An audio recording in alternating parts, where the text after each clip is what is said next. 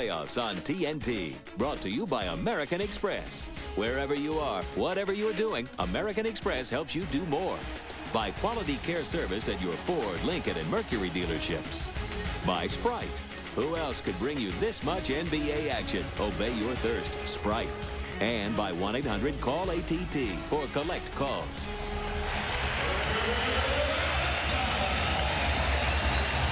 Welcome back to Milwaukee, Wisconsin. The Bucks with the best home record of the Eastern Conference this regular season at 31-10, third best overall in the NBA. As we check out tonight's Gatorade starting lineups, both teams going with the same lineups they went in game one here on Sunday. Tracy McGrady and Bo Outlaw at the forwards. Andrew DeClercq, the center. The rookie Mike Miller and Darrell Armstrong in the backcourt for the Magic. The Bucks with Big Dog Robinson and Scott Williams, who had a terrific ball game. 19 points, 16 rebounds, 2 steals in 27 minutes. The center is Mark Pope.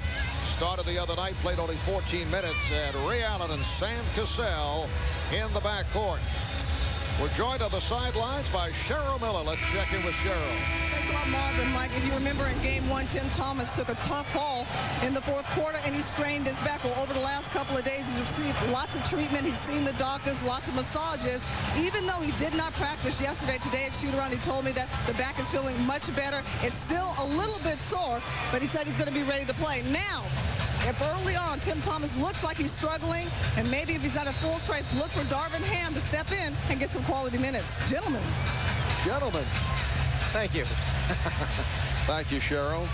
Tim Thomas had just returned to the active roster after a 3-game stay on the injured list with a partially dislocated right shoulder. Darvin Ham, who last year in particular in the playoffs, an important man for George Karl, did not play at all here on Sunday night. When you talk to George Karl, he really pays tribute to Ham as far as maybe being the one guy that held this whole thing together a year ago when they were trying to decide. They had some people here in tractor trailer that wasn't producing the way they wanted to, and George was trying to filter his way through players at the time, and Ham was the one guy that when he inserted is everything a coach wants, he said, on the floor. The officials, Bob Delaney, Sean Corbin, and Hugh Evans, who will be retiring after the season after 28 years in the NBA, one of the premier officials in the history of this league. Well, you know, we say when great players wind up leaving, they say it's a shame that the game has to lose that player. Well, that's a shame that that gentleman's going to retire, because he is one of the best and just a great person. Here's Allen over Armstrong. Yes, and it counts. Orlando starting out with the same matchups as last game. They put Mike Miller on Cassell to affect his jump shots in the low post area, and they put Armstrong, who's much smaller than Ray Allen. Allen goes right into him and up over the top for the first one. Ray Allen shot only 6 of 15 in game one. We mentioned right at the start, the big three did not shoot well. Scott Williams, 8 for 11. He had the hot hand, although at times you felt you're watching a tip drill out there. The Bucks just dominating, in particular on the offensive glass. Here's Tracy McGrady. Bo Outlaw able to keep it alive, and DeClercq is wide open. He's fouled by Pope. But fouled by Pope. It took DeClercq a little bit too long to catch it and get up there at the rim so he could finish off the dunk attempt. But Darrell Armstrong, facing the rim, had his eyes, the peripheral vision. He saw his big man in the lane, fired the pass through the middle. Andrew DeClercq in his 6th season out of Florida. He's played for Golden State, Boston, Cleveland, prior to Orlando, a couple of years with the Cavaliers. We'd like to welcome those of you watching in Canada on Sportsnet. Game 2 of the best of 5 between the Magic and the Bucks, as Andrew DeClercq gets the treatment from the crowd. The Bucks finished the regular season at 52-30, second seed in the East. One of the NBA's most improved teams, jumping from 42-40. And Nazar, this after a slow start. Remember, they were 3-9 at one point, and George Karl really went off on his team. And George made some very basic, simple, direct points to his main guys as Mike Miller tees it up from behind the three, and that's something that'll make Doc Rivers happy. They want Miller to be more assertive, look for shots more instead of waiting for them to just come to him. But going back to that, he felt that some of the guys. Oh, a hard foul, and that's a flagrant foul. Now, this may be payback for the hit that Tracy McGrady took here on Sunday night. Look, there's no question that Doc Rivers and his staff, after watching the films, made a point. Tracy McGrady was leveled by Scott Williams in game number 1. That foul right there was not even close to being as hard as the one that McGrady took. But you see DeClercq tries to play the ball. Allen's coming into him. I agree with Doc Rivers on this one. I don't think this one should be a flagrant foul. There was also a technical foul charged to Ray Allen, so Darrell Armstrong will shoot the technical. But I also agree with you insofar as, yes, that was a little bit of a payback right there. They're sending a message to big people up front that they're going to be more physical, Orlando, not going to let the Bucks beat them up on the glass like they did in game 1. Tracy McGrady, Orlando's marquee player, hit the deck Sunday after he was walloped by Scott Williams. And I know there are a lot of folks in the Orlando area who were upset. They felt the only response came from the officials who called Scott Williams for the flagrant foul. There was no reaction from McGrady's teammates. You know, this team is so young, and the playoffs are, it's such a new thing for so many of them. I'm not sure that many of them knew how to react to that situation, as opposed to 2 veteran teams. They would have been in each other's faces at that time. It's just something that you have to do this time of the year. McGrady made the point and was quoted in the Orlando paper that perhaps it's in the Magic's best interest to strike the first blow to set a no-nonsense tone for the game. Well, they have gone out and done just that. Loose ball foul, says Hugh Evans. And the call against the Magic. Of course, if you get caught up in payback, it usually doesn't work out. So I would think Doc Rivers is saying, hey, now we move ahead. We made the statement. Now let's play basketball. Yeah, that's behind him now. Doc, I think, is comfortable with the fact that the flagrant foul was called. The message was sent, and now you must play the remainder of this basketball game. Well, they changed that foul call. It's on Scott Williams of the Bucks. So the Magic back in possession. Here's Miller. Had nowhere to go and was fouled as Allen and Polk converged, and the foul on Polk, his second. There you see it right there. There's a much more aggressive Mike Miller taking the ball, putting it on the floor, trying to make something happen, forcing the action. Look, this guy has a great stroke. He's a terrific scorer. And for the Magic to win, someone else has to put points on the board besides just Tracy McGrady. The guy is Mike Miller. Mike Miller only 3 for 10, 9 points, and in game 1 never did get into the offense. So Orlando with a 6-5 lead, a minute and a half gone by here in this opening quarter, and things a bit testy. Here's Sam Cassell, Scott Williams, Robinson able to keep it alive. But Glenn Robinson is not known for being a great rebounder, yet in game 1 he comes up with 12 rebounds. Holding foul against the Magic.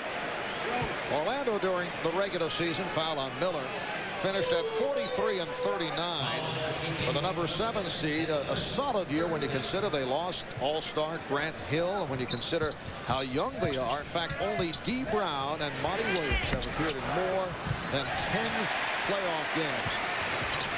Allen trying to go behind the back, but DeClercq came over to cut off that move.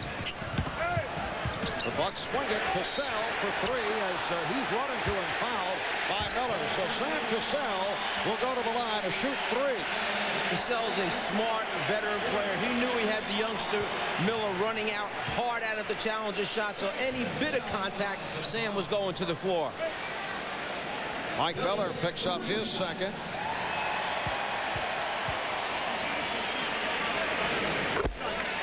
Sam Cassell, one of several Milwaukee Buck players with quite a bit of playoff experience going back to his days as a member of the Houston Rockets, 2-time championship clubs. Cassell only 5 of 18 the other night, 16 points, 8 assists. Well, that's why Doc Rivers put Mike Miller on to try and affect his shot. Cassell likes to go down into the low post areas. Darrell Armstrong tries to get himself going in transition. So obviously the 6'7", 6'8" Miller did bother him in game number 1. Oh, Scott Williams getting ahead of the field. And couldn't believe there was no foul call. Cassell off the steal. Williams chasing it down. Can he save it? No. And Scott lands in the crowd some 3 rows back, and then hears it from this capacity crowd. The big people from Milwaukee have made a point to try and sneak out, run out on the big people from Orlando. Williams is trying to just get back into the action at one end. Suddenly, he's back at the offensive end trying to save it, potentially score it. Bucks 10, Magic 6. McGrady being played now by Pope. Allen on the intercept.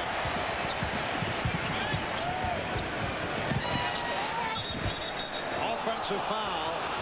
Robinson trying to set the pick, call for the foul. Think how many people, Mark, we've seen jump in the air to make a pass so far in the early going. It's the excitement of the game. And when they're up in the air, they get stuck. We've seen interceptions, we've seen offensive fouls, and we've seen some bad shots when you leave your feet too early.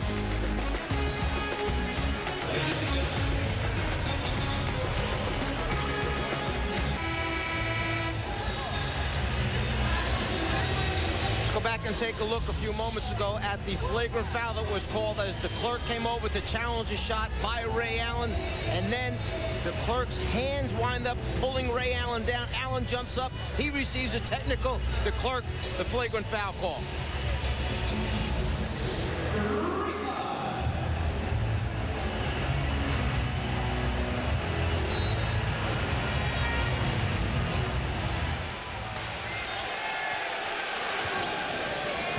3 minutes gone by in the first quarter. And the Bucks with a 10-6 lead. Outlaw able to go glass. Oh, Outlaw cuts into a 2-point Milwaukee lead.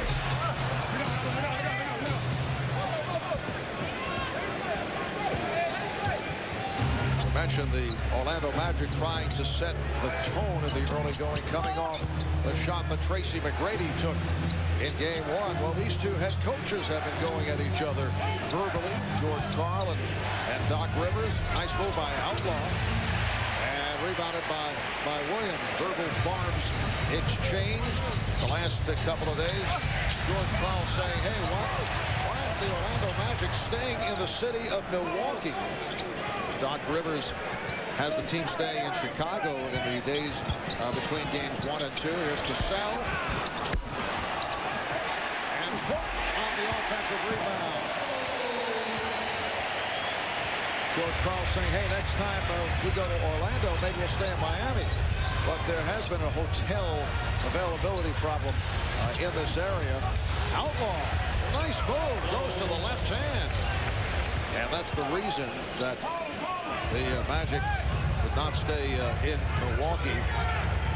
George Karl saying, hey, this is terrible because, you know, you lose all the playoff flavor when the visiting team does not stay in the city. Scott Williams with a hand in his face, able to hit. Actually, our staff has suggested that you would get a room in Chicago just coming for the game. That's not right at all. You know the staff doesn't mean that. As Dee Brown tees it up, and Dee Brown's one of those guys who can hit 3 or 4 in a row to get it going for Doc Rivers and the Magic. But going back to the issue as Cassell pulls up, we've seen so many transition shots for Milwaukee in the early going, and another offensive rebound for Milwaukee. Cassell is fouled by McGrady. Going back to the issue about the Magic going down to Chicago to stay, because the hotels were sold out, Doc Rivers really didn't want to go down there. He wanted to stay in town. He said once they got down there, it was great. They practiced at Moody Bible, which is the place that the NBA holds its pre-draft camp every year. They had good practices. He said it was great for the players to bond with each other, dinner at night together, and just the time they spent, and to be able to walk the streets and not have to hear the local people about loss number 1. He feels wound up being very good for him. Doc Rivers grew up just outside Chicago, played his college basketball here in Milwaukee at Marquette University, and followed the Bucks as a youngster at the old Mecca. Here's McGrady coming up short. And back comes Cassell. He has Pope running the floor, but Cassell did not see him. Scott Williams Showing a lot of confidence with an outside shot. Cassell with the good hustle, but knocked it out of bounds. You think about Orlando's last 3 or 4 possessions. It's low post, low post, low post. We didn't see that many consecutive low post possessions for them in game number 1 for the whole game. They're concentrating on getting the ball down low, establish an inside game, then kick it back out. Darrell Armstrong. Nice finger roll by Darrell's been playing hurt, stomach problem, pulled groin. Has bothered him the last 6 weeks. He had played in a team record 206 straight games. He was forced to sit out a couple of weeks ago. And the foul is called on Armstrong. That is his second.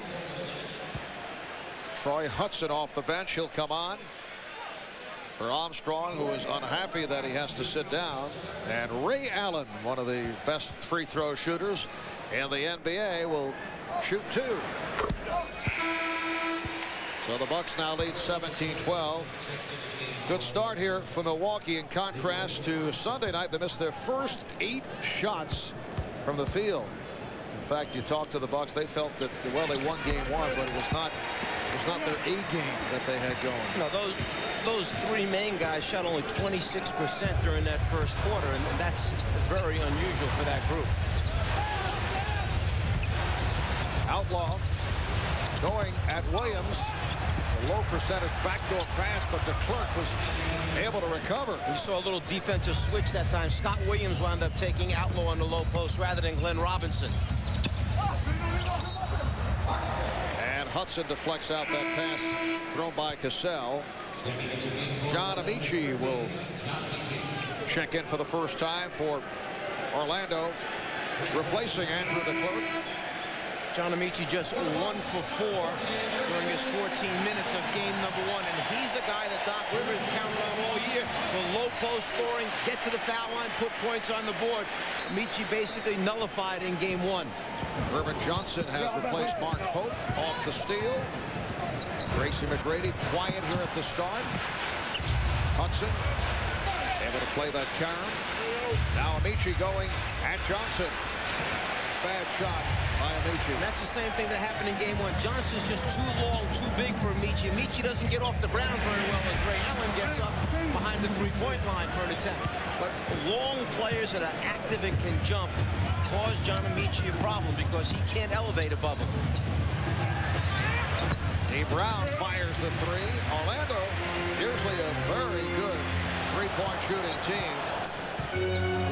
You get the idea. Tracy McGrady is looking to get everyone else involved. He's attempted only 2 shots here at the start.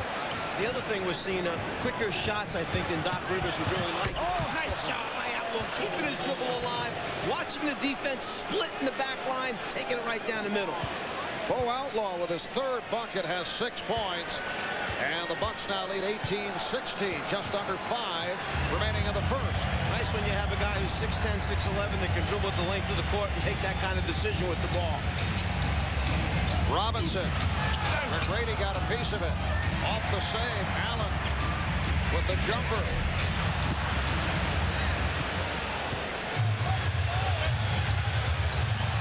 Nice pass. Brown for Outlaw. Bo Outlaw has been the offense for the Bucks, or rather for the Magic here in the first quarter. That's the selective running that Doc Rivers would like to see. The fast break numbers were there. They took advantage of it, got an easy basket out of it. The game is tied at 18. Cassell. Bucks up by 2. That 14, 12-foot jump shot for Sam Cassell is like a layup. When he gets going, he'll make that shot 9 out of 10 times. You've got to get him out of his comfort zone, his comfort area, to make him shoot the ball. 7 points apiece for Cassell and Allen. Hudson with the opening. Troy Hudson taking it to the rim, and the game is tied at 20. Here comes Cassell. And that shot is waved off, will not count. Timeout taken by George Karl. So it's the Bucks and Magic tied at 20 with 3:38 remaining in the first.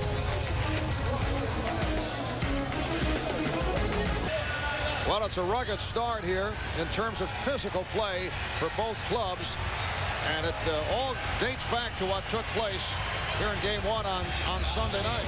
The longer you stay in the playoffs, the more physical it becomes. Scott Williams leveling McGrady for a flagrant, and then Garrity coming back on Johnson, actually trying to tear his head off. Tonight, here's a payback early on. The clerk sending a message to Ray Allen. Allen, by jumping up and stepping forward, receives a technical foul from the officials. So Doc Rivers said that if his team has a chance, they've got to be more physical. He didn't say dirty, just more physical. The game is tied at 20. Lindsey Hunter has checked in for the first time, coming off an 0 for 7 the other night. Nice touch by Big Dog Robinson, and the Bucks now lead by 2. Robinson with his first field goal. Here's Hudson.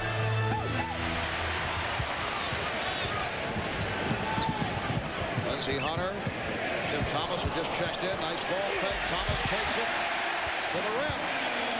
Tim Thomas bothered by that strained lower back, as Cheryl Miller detailed right at the start, forced out of the fourth quarter in game one, and just had returned to the active roster, recovering from that partially dislocated right shoulder. Ball goes back to the Magic on the baseline as Lindsey Hunter came back, doubled down on Outlaw, almost tied him up for the jump ball, but then knocked it out of bounds. McGrady, Amici, and Outlaw up front with Brown and Hudson in the backcourt for Orlando. Hudson lost it. That's the downside of Troy Hudson. He was in the starting lineup for a spell with Armstrong out. And that well out of the range of Bo Outlaw. You don't see Bo Outlaw taking too many of those shots during the game. Hunter's pass not handled by Johnson. It's a 3-on-1. Outlaw. Oh, nice setup from McGrady. The first Outlaw had to control it and catch it, which was a tough thing to do. When he finally found the handle, he was able to get it up on the glass. Oh, Outlaw sparking the Magic offense. He has 10 points. Bucks up by 2. Here's Thomas for 3. And another 24 for Milwaukee. Allen putting the move on Hudson. We're back to game one. Because of second chance opportunities, Milwaukee scored 25 points on second chance opportunities. There's another 2 for him here tonight. Outlaw posting on Thomas. Hunter over to help. Hudson passed on the 3 and then came up short on the 2. The ball back to the Bucks. The Bucks 52-30 during the regular season. They won the Central Division title for the first time since 1986. They had won it 6 straight times under Don Nelson. And prior to George Karl's arrival here in Milwaukee, the Bucks had gone 7 straight years without making the playoffs. They're now in the playoffs for the 3rd straight season. Traveling violation on Robinson.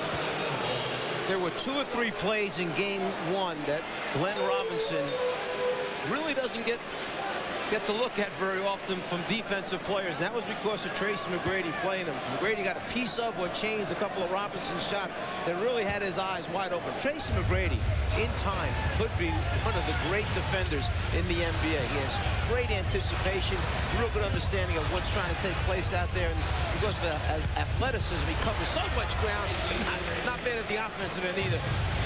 He has amazing poise for a 21-year-old who has made the jump straight from high school. Thomas with the step. Strong move by Thomas, who was looking for a foul call. You know, as a coach, you look at your scattering reports, and there's a guy on certain teams every year that you say, this guy always lights us up. Well, Orlando says that about Thomas. And McGrady beginning to heat up.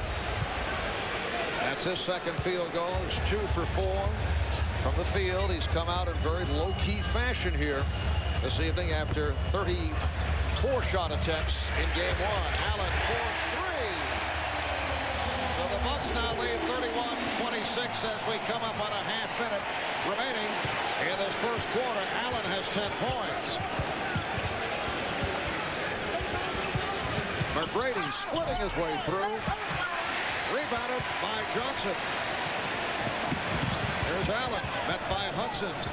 George Karl almost ran out on the floor to stop that fast break. He looked at the shot clock. He wanted one last shot to end the quarter.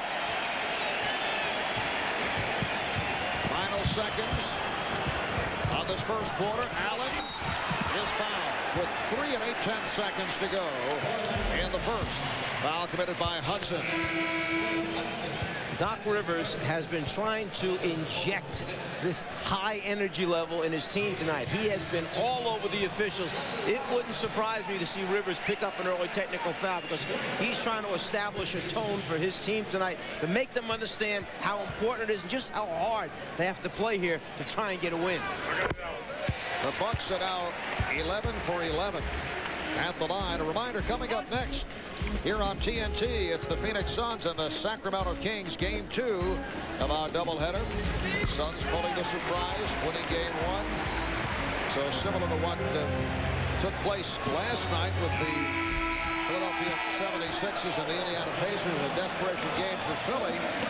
That's the story for the Kings tonight. After 1 here in Milwaukee. It's the Bucks 33 and the Magic 26.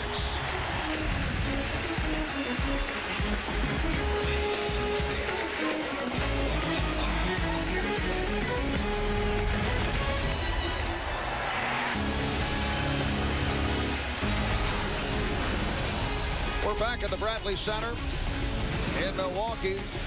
Right at the start, we're talking about the +17 advantage that the Bucks had against the Magic in game 1. How about tonight? First quarter, Milwaukee 18-6 edge off the board. And who was the leading rebounder? The guy who played only 6 minutes. Mark Pope had 5 rebounds to lead the Milwaukee Bucks, again crushing, the Orlando Magic. And during the regular season, the Magic were really higher rebounding team than the Bucks. They were 11th in the league. The Bucks 15th in the league.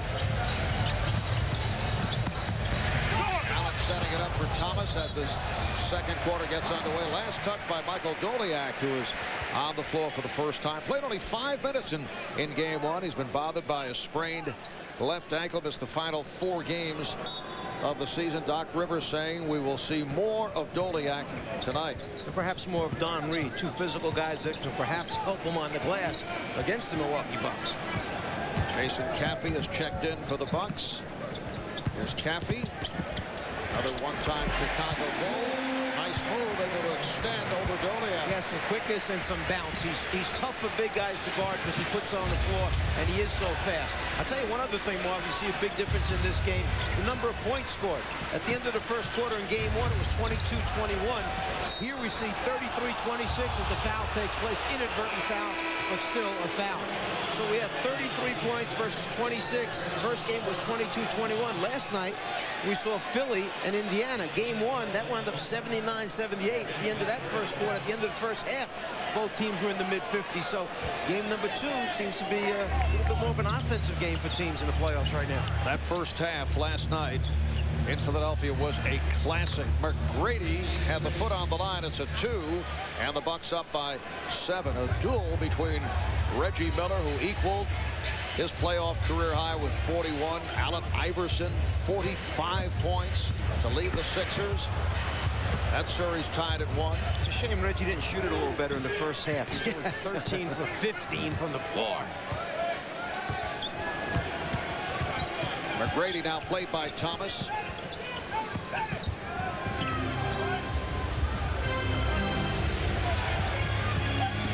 Shot clock at 5. So McGrady checked the clock. Shoots the rainbow. Gathered in by Irvin Johnson. That time, Tim Thomas did a good job of changing his shot, making him fade because he has size to play McGrady. Bucks only 10 of 24 from the field in that first quarter, but a lot of second chances. Happy off the spin, uncontested. George Karl said that Caffey may be the difference in the playoffs. Depending how far they go, he feels that he is playing his best basketball. He's feeling real good. And you can see his bounce. He's got a lively bounce to him. He's very positive in his approach right now. Caffey, a member of the Bulls championship teams 96 and 97. McGrady trying to extend. Here comes Allen. Thomas slow to get up, remaining in the backcourt. Thomas indicating he's all right. Thomas up front with Johnson and Caffey, Allen and Hunter in the backcourt.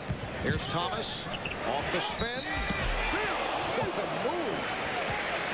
Hanging swinging, getting off the shot, and drawing the foul. Thomas and McGrady are very similar. They're both players with size that have the extraordinary ability to handle the ball, put it on the floor, and make shots from the perimeter. We see Tim Thomas there drawing the foul on his pullback move off the dribble. Last season, a breakout year for Tim Thomas. He averaged just under 12 per game, had that terrific playoff run. Averaged 16 points against Indiana. Originally a first-round pick of New Jersey, traded to the 76ers. And then on to the Bucks.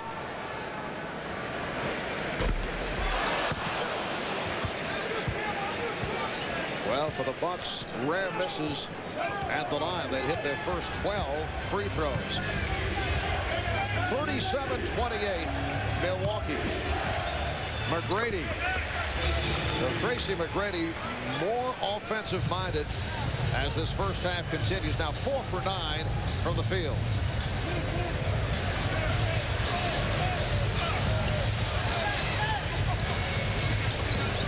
Oh, what a play by McGrady, stepping in front of Thomas and takes all the way.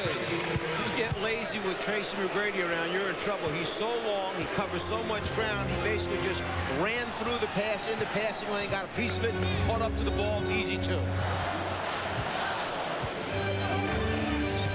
Anyone in particular who McGrady reminds you of? Think back to players in the past. He moves, offensive foul. Called on Caffey. Good play by both Goliak and Garrity. Moves with the same type of grace of Julius Erving. Not to put him in that category as a player. You asked me the question. Yeah, I'm supposed to answer. I was not getting an answer. I give up.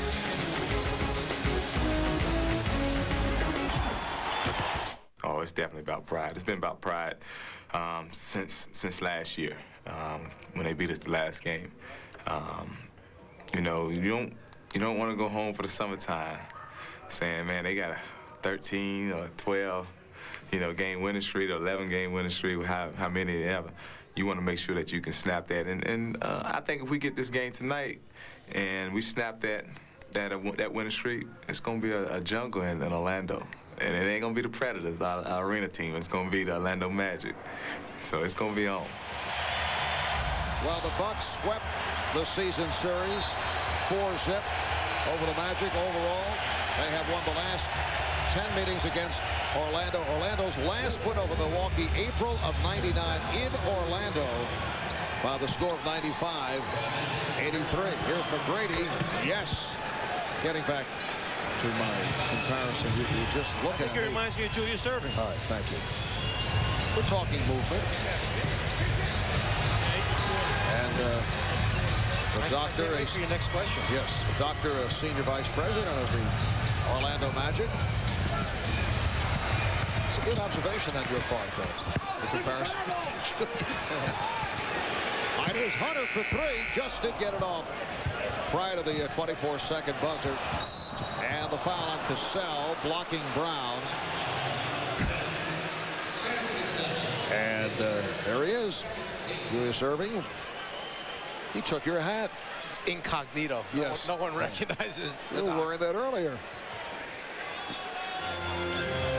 Bucks 37 and the Magic 34. And Tracy McGrady with all 8 points for the Magic in the second quarter. Here's Brown coming up with the air ball. D. Brown is going to make that shot most times. Wide open, had his feet set. They did a nice job of penetrating the Bucks defense to throw it back out and get D. Brown off. He can be a streak three-point shooter for the Magic, and they need it. D. Brown missed the first 75 games of the season on the injured list due to a torn left quadricep tendon. Mike Miller is getting set to check back in. Scott Williams coming up short, and the Bucks have gone cold. D. Brown only got to play in 7 regular season games. He shot 37% from the three-point line. He was injured the day before the regular season was supposed to begin, and he sat out basically the whole year. Foul, a hack on Thomas, trying to slap the ball away. Move your feet, try and stay in front, and then try to get the ball before it goes up. From that angle right there, looks like he got a lot of ball.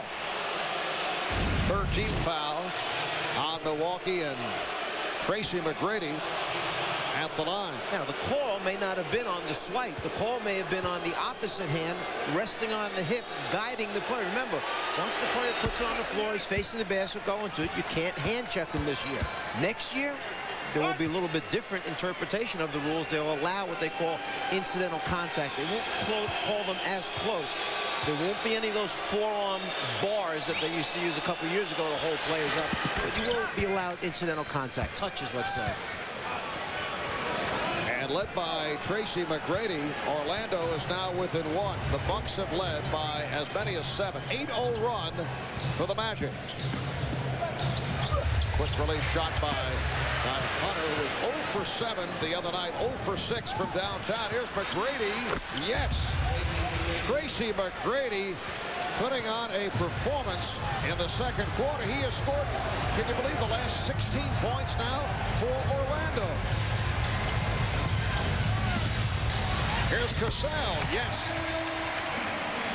And the Bucks recapture the lead, up by 1. Well, you mentioned in the open that it took McGrady 34 shots to get his 33 points in game number 1, but who else is going to score for him? You got to give him the ball. You have to hope he has enough gas left in his tank at the end. McGrady again.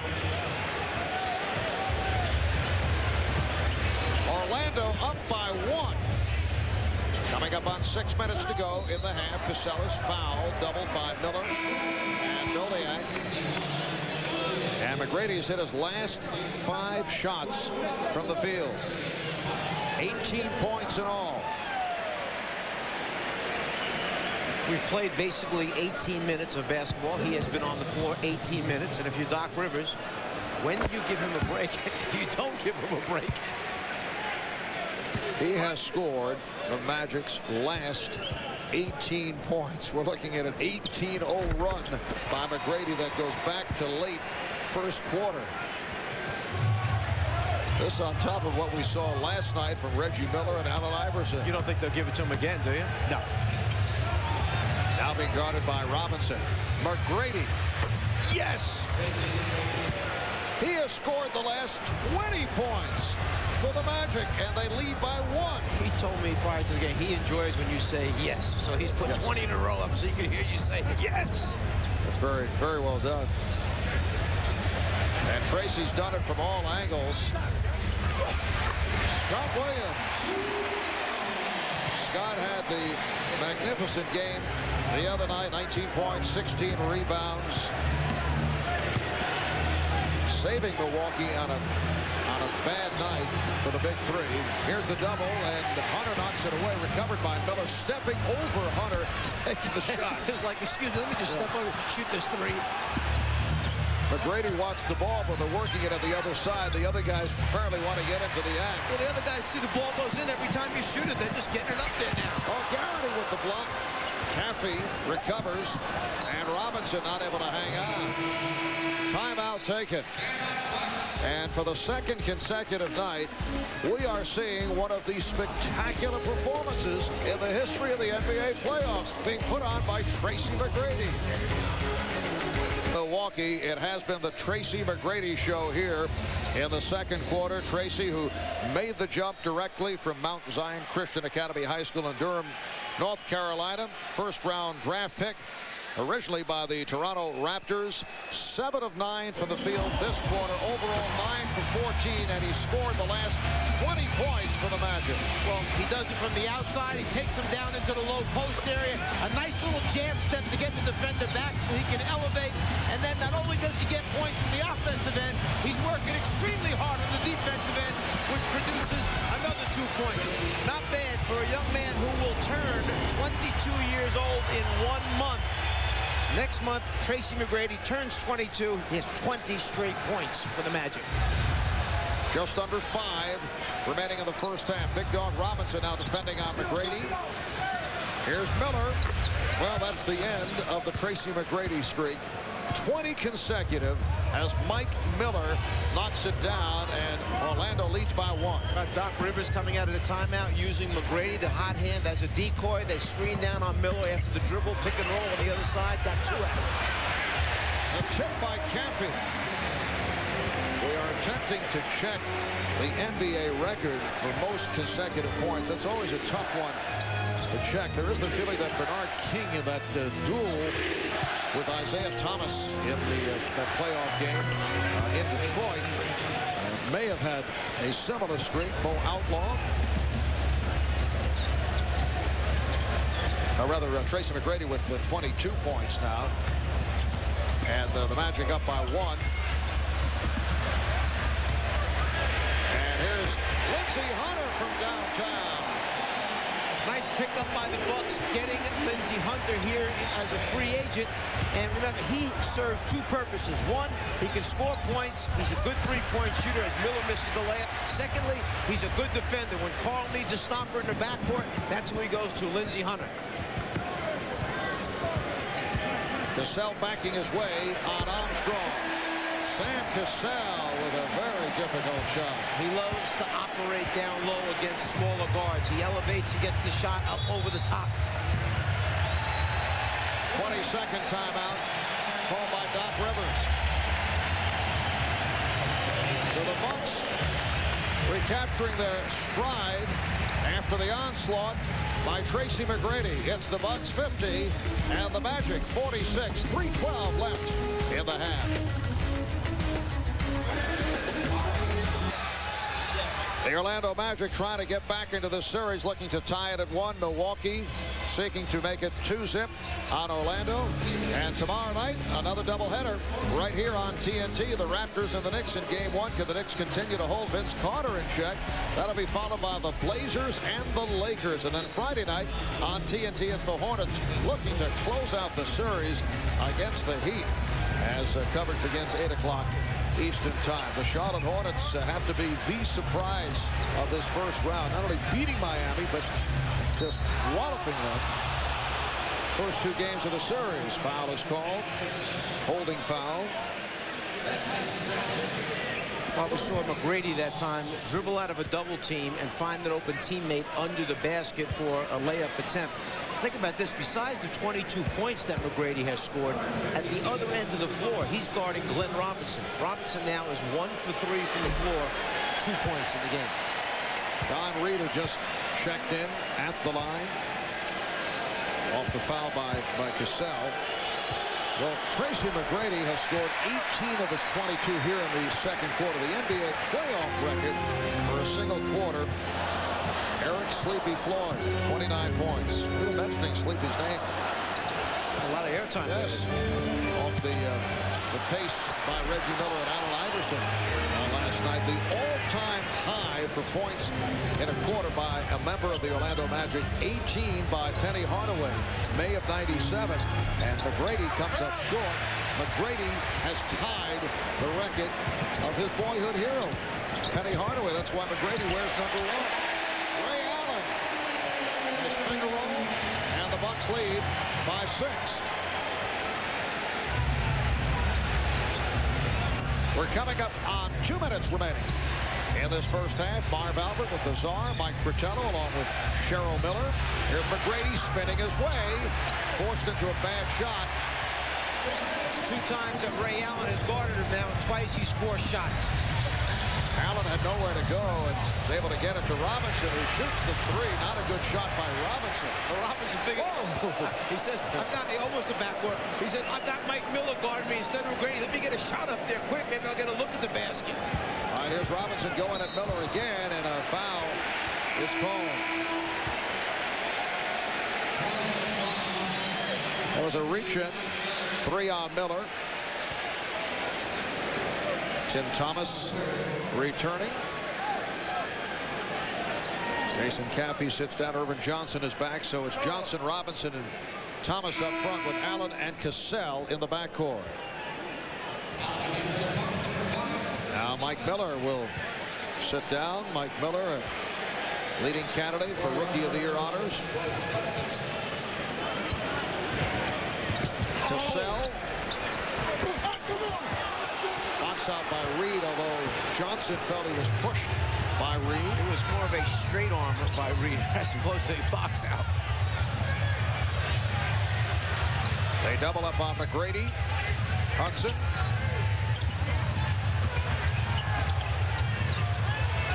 Shot clock down to 4. Hudson eluding Allen and hits. That's the patience that Doc Rivers would like to see every time. Of course, you're not going to be able to run it down to 4 or 3 and get an open jumper like that, but he wants the team to take a little more patience once they don't have a break in running their half-court offense. Nice pass, Robinson for Thomas to draw the foul. Quick release by Big Dog Robinson, finding Tim Thomas, who's shaken up. And Thomas to the line. Reed called for the foul. That could have aggravated the back injury that Thomas had coming into this game tonight. Reed does a good job of not conceding the layup, goes after the ball to try and block it. He gets a lot of body and arm there. And right there, Thomas's back perhaps jarred a little bit.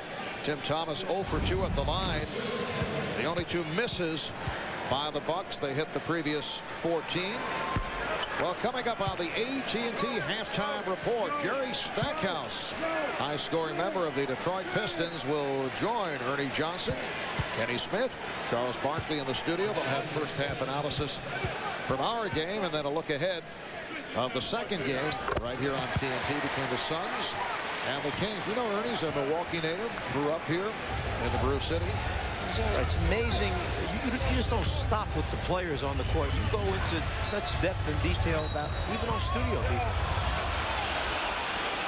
Ernie mentioned it to me earlier. Foul on Cassell. Milwaukee Bucks have taken 18 free throw attempts in the first half. Orlando Magic just 9 up to this point.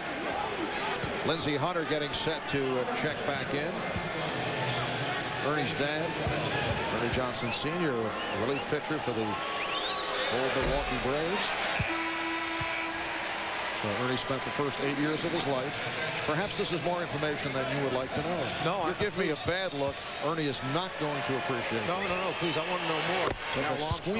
That squeamish face that you show from time to time. Darryl Armstrong making 1 out of 2. He's an 88% free throw shooter during the year. And here's Allen shooting the 3. One hustle by Armstrong, although the crowd wanted to travel.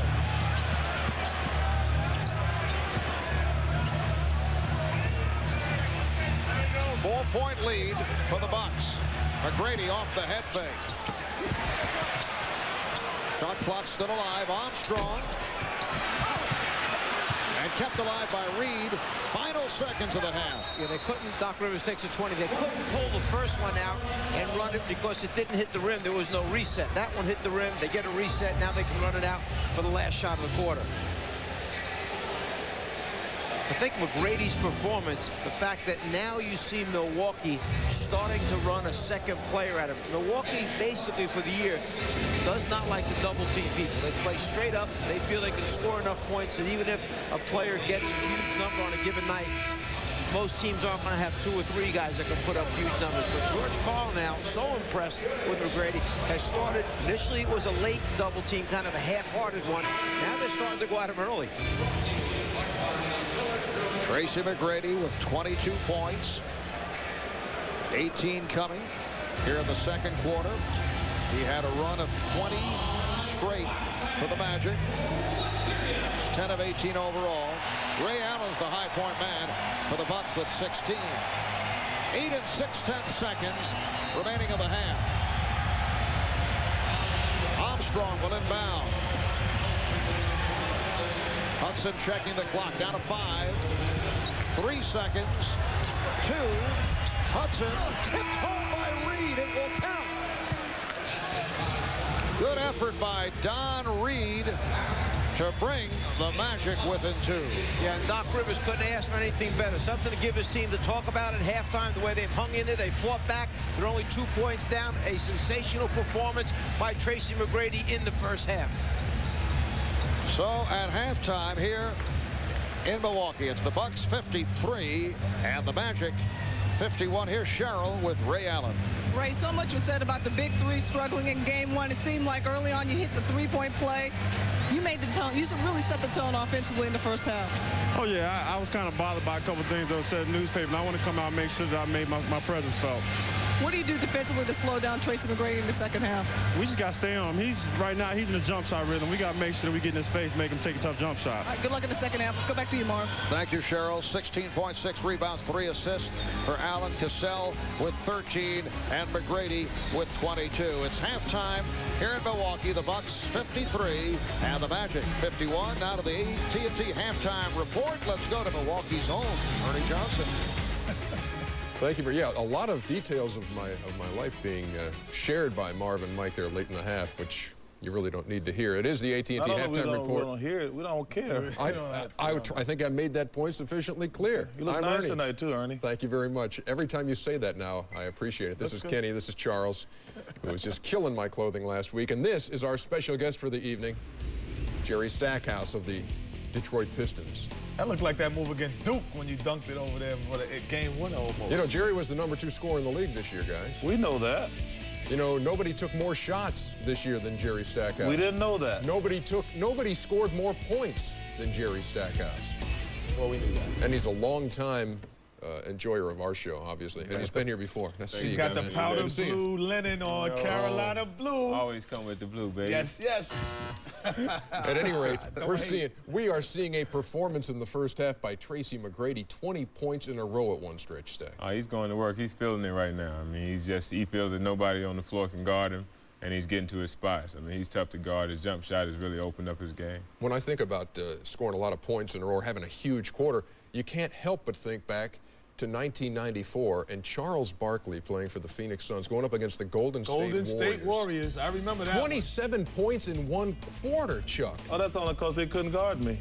Obviously. Hey, look at that. Chris Gatlin guarded me. Chris Mullin was right there, but not on you. Didn't box me out. Oh, that guy's too little right there. Oh, man alive. I want to get the series over, Ernie. We were up 2-0. I needed a week to rest before we got to the next series. I mean, but seriously, tell me, when you're going through a run like that, you don't want the quarter to end, correct? Well, you know what's the thing that's amazing? After the first quarter, I really didn't score that much. I think you said I had 27 the first quarter, and I only scored like 8 or 9 points the rest of the quarter. So after the first quarter, I was just feeling it. Sounds like I don't know what I did the night before, but God, it must have been fun. Sounds like a stamina problem to me. Meantime, the Milwaukee Bucks here last night. If you were with us, Cheryl Miller was talking to Scott Williams. They were talking about how about a nickname for these guys, Scott Williams and Jason Caffey and Irvin Johnson, for the job they're doing.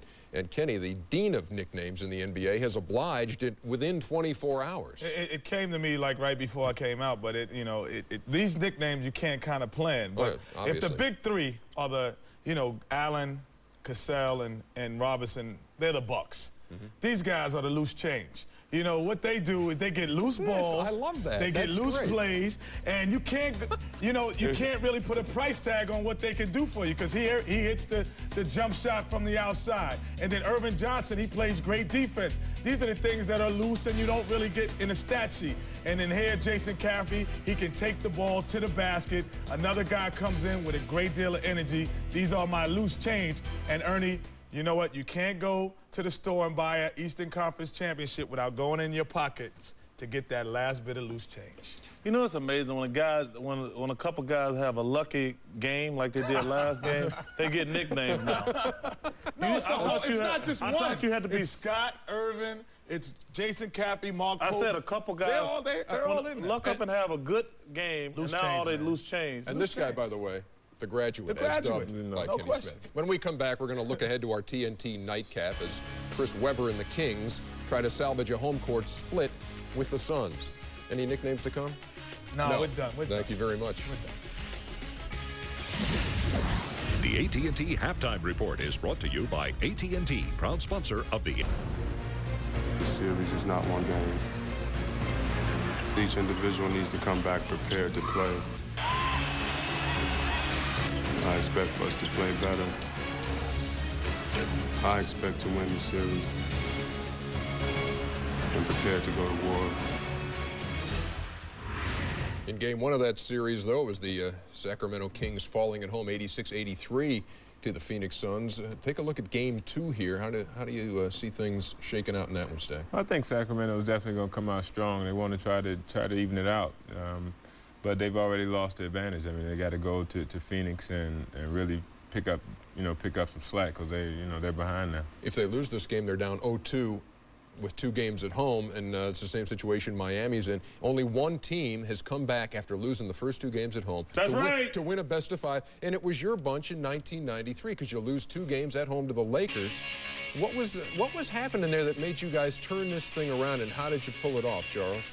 Well, I think the first thing, the Lakers jumped on us at game 1. It was the first round of the playoffs, obviously, and just got off to a good start. Kevin Johnson missed the first couple games, and once we got started, you got to win game 3. And that's a lot more simple. Oh, you like that, didn't you? Oh, it's like Hubie Brown making that behind the back pass. But see, the pressure, once you win that first game, the pressure switched back to the home team. Because if you got them down, you got to finish them off. And when they didn't finish them off in game 3, the pressure automatically in game 4 switched back to them. I was reading something in the paper that you can read? That Frankie, every now and then, Frankie Johnson and Kevin Johnson chose up sides at a practice when you guys are down 0-2, and you guys just played at practice. You recall that? No, I try not to think about Frank Johnson if I don't have to. I knew I shouldn't have brought that up unless I knew the answer. Jet, well, take a look at game 2. But you look at their series, and we said Miami and Charlotte. Let's go there. Yeah. And the way Miami lost those games, you could see that they have no answers for what Charlotte is doing. There's very few answers that you could say, well, we can go to this and then we can be successful. When they were losing those 2 games, there were spurts in that game in that series where you say, you know what, this really works against the Lakers. It's just not working all the time. Can we get this going? And that's what I think the Suns really have to look at. But I think not having Tim Hardaway now gives Miami a chance. Now they know he's not going to play for the rest of the series. They can go forward now. And how surprised are you to see what happened down there? Here's Miami, one of the best defensive teams in the league, losing by 26 twice and giving up over 100 each time. Well, they struggle to score. I mean, all season they've been a team that struggled to score. It's always been that their defense was their staple. But, you know, they can't stop Charlotte. Charlotte's getting up and down, playing up-tempo style, so they're going to be tough to beat. That series resumes, by the way, on Friday night on TNT. Back to put the wraps on the AT&T halftime report in just a second. The game you're watching tonight, 53-51. The Bucks at home trying to take a 2-zip lead. Good game, folks. Back at the Bradley Center in Milwaukee, Marv Albert with Azar, Mike Fratello along with Cheryl Miller. Bucks with a 2-point lead on the Magic. Now, last night in Philadelphia, we saw some sensational performances by Reggie Miller and Allen Iverson. But what a stirring 24 minutes of basketball for Tracy McGrady. 22 points for the half, played the entire first half, 10 of 18 overall, and at one stretch hit 20 consecutive points for the Magic. With the exception of those last 2 shots, you can't really say that he was forcing shots, whether it's from the outside, going down low with jump hooks. He just got into that rhythm, into that groove, and no matter what he shot up there, it seemed to go in. Not only did he work hard at the offensive end, but then he chipped in a little bit at the defensive end by picking off one, laying it up for 2, and at the same time going back and holding Glenn Robinson to 1 for 5 shooting, just 2 points for Robinson. So defensively, he was a major factor as well. He only played 24 minutes in that first half. 10 of 18 overall. At one point hit 7 straight. Actually got off to a slow start, hitting 3 of his first 8, and then came on. Moments ago, Cheryl talked with Orlando head coach Doc Rivers. Doctor said you were a little disappointed after game 1 that the team didn't play with that physical toughness. They brought that intensity tonight. Yeah, it's nice to see. You know, I told them at halftime, welcome to the playoffs, because it looks like they just joined in, and we need that. It's a good experience for us, and that's what we have to do. Still gave up 10 offensive rebounds, but turned the ball over only twice with no points. That's key for us. I think tempo is still the key to the game for us. We had one stretch where we pushed it up a little too fast. They got out on the break, got some threes. We have to make sure they're walking the ball up the floor. All right, Doug, good luck in the second half. Let's go back to you, Mark. All right, Cheryl. Milwaukee forces 15.5 turnovers per game. Orlando with just 2 in the first half. Robinson not able to hit. Williams trying to put it down on the stuff. And the Orlando Magic opening up with the backcourt of Darrell Armstrong and Mike Miller, Tracy McGrady up front with Andrew DeClercq and Bo Outlaw. Fast start for Outlaw. He had 10 points in that first half. Here's McGrady backing his way on Allen, then gets it over to Outlaw, who's fouled, hacked by Scott Williams.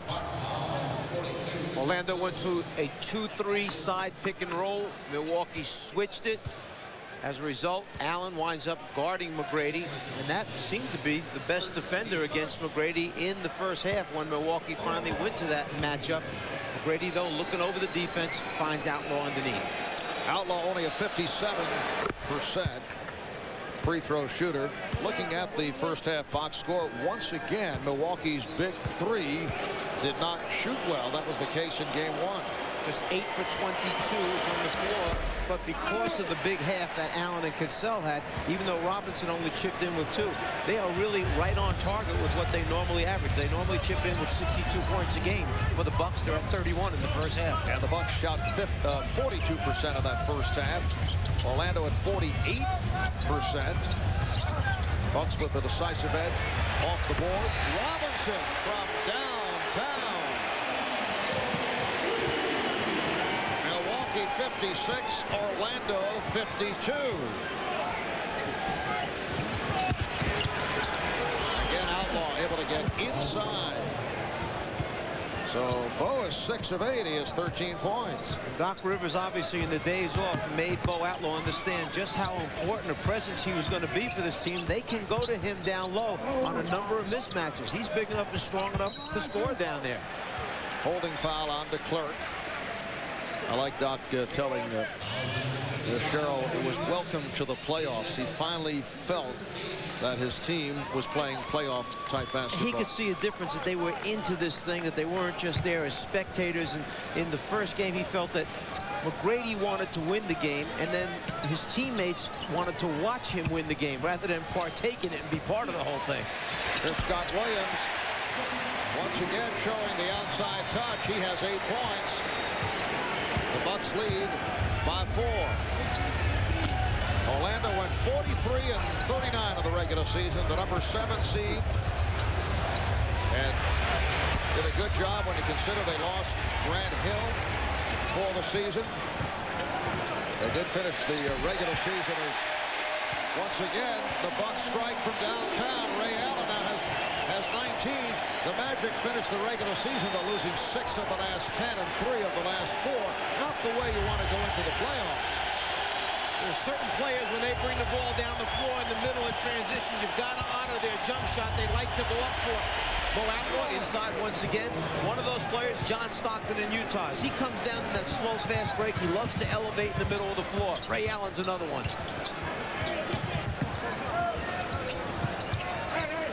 Here's Williams with a step-back jumper, kept alive by Cassell. Allen somehow got to the basketball and draws the foul. Everybody trying to get a little piece of the action on the glass for Milwaukee. They know that if they work hard in the first game, it paid dividends with 25 second chance points or opportunities. Here, de Klerk trying to tie up Ray Allen. The foul is called. Ray, his 8th rebound, along with 19 points. Foul on Armstrong, that's his 3rd. Allen off the fake, lost it. Here's Armstrong making contact with Pope. Miller lost the ball. And Allen tips it to himself. Here's Allen putting the move on Outlaw and crunched by de Klerk. Crowd looking for a flagrant. De Klerk is trying to get a blocked shot call. The crowd wants the flagrant foul call. It's almost exactly the same play, same situation as during the first half when Allen drove left to the baseline and de Klerk made the rotation and tried to stop the shot attempt. Ray Allen 7 of 7 at the line, an 89% free throw shooter. You have a way of doing that. Last night you did that to Reggie Miller. Right. You said it, and Reggie Miller missed a couple free throws last night. Me. Why don't you just leave him alone? I apologize to Ray and the family. I understand the entire family is here in Milwaukee.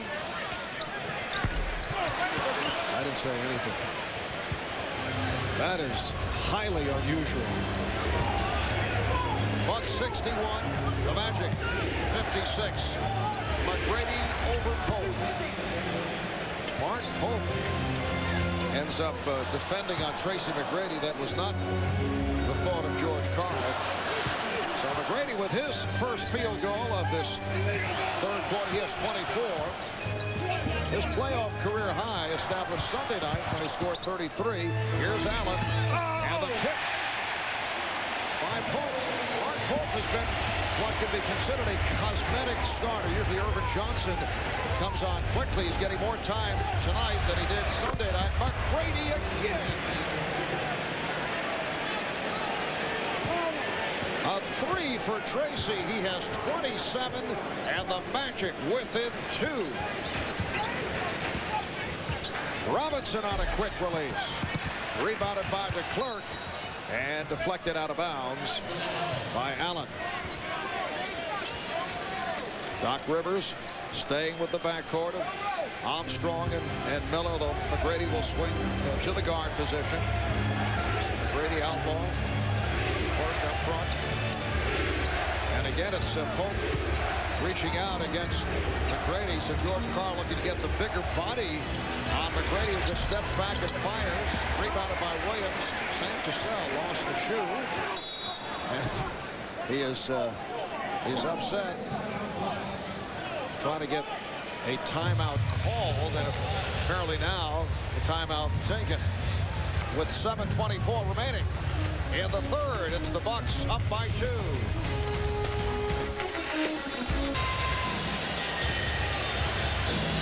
In game number 1, the Bucks had 23 offensive rebounds. They produced 25 second chance points. Let's look at why it's happening. They are a great help defensive team. Ray Allen starts to turn the corner. Whenever you see a teammate beaten off the dribble, your responsibility, we see Outlaw and DeClerc both see the basketball. You are supposed to make a rotation to try and stop the ball and help your teammate. But only one guy is supposed to rotate, not 2 men. At the same time, if you're away from the ball, you must cut back down off if your teammates rotate. You can see what happens with the Magic. 2 players rotate instead of just 1. As a result, now you've got 3 players on the ball, and then there's not enough players to block out on the weak side. Another second chance opportunity. So tonight, we have 12-2 advantage in favor of Milwaukee. Second chance point. And the Bucks now up by 2. Robinson getting better looks here in the third quarter. 7 points for Robinson, who'd been quiet. And the Bucks now lead 65-61. George Karl staying with the matchup. Mark Pope going up against Tracy McGrady. The hustling Pope coming up with a loose ball. If DeClerc was just a little late diving that time, that's how Ray Allen got a piece of it. And that led to a transition opportunity for Cassell, who hits the 2-pointer. 15 for Cassell. And the Bucks back up to a 6-point lead. If you're Doc Rivers right now, you're thinking about a quick timeout. You do not want them to get on a run in this building. McGrady putting the move on Pope and comes up short. Allen with the step. Outlaw breaks it up. Allen on the recovery, draws the foul. That's 4 on DeClerc. Trace McGrady does the right thing. He puts the ball on the floor, tries to draw contact to stop the momentum of the Bucks by going to the free throw line. But then an excellent defensive play by Robinson blocks the ball from behind. Allen taking it hard. They're flying right now. The crowd is into it. The Bucks are into it. Ray Allen missed his previous 2 at the line, and the Bucks now lead by 7. They've led by as many as 9. George Karl staying with the longer, the rangy 6'10" Mark Pope on Tracy McGrady. And this crowd is pumped. Here's Miller working off the screen. Miller able to get to it, but stepped out. Mike Miller has not been able to get going. 2 of 6 from the field. And the other night, just 3 for 10, 9 points. I would say if we see another score here by Milwaukee, Doc Rivers may call the timeout and kind of regroup, get the team back focused in once again. Forget about the mistakes. You got to score a couple baskets. The tip missed by Williams. Robinson is on it.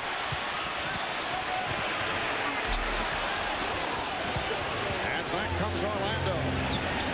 McGrady open for three. Yes. Tracy McGrady from downtown. He has 30 points. The Bucks up by 5.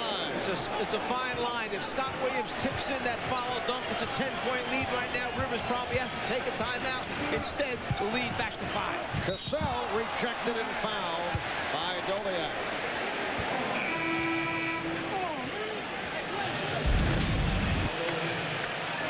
Cassell sees the opening, turns the corner on Miller, and now Mike Doliak trying to protect the front of the rim. Too much body, not enough elevation for Doliak. Glenn Robinson was upset just a moment ago and was being restrained by his teammate Mark Pope. He's now discussing it with the official Bob Delaney.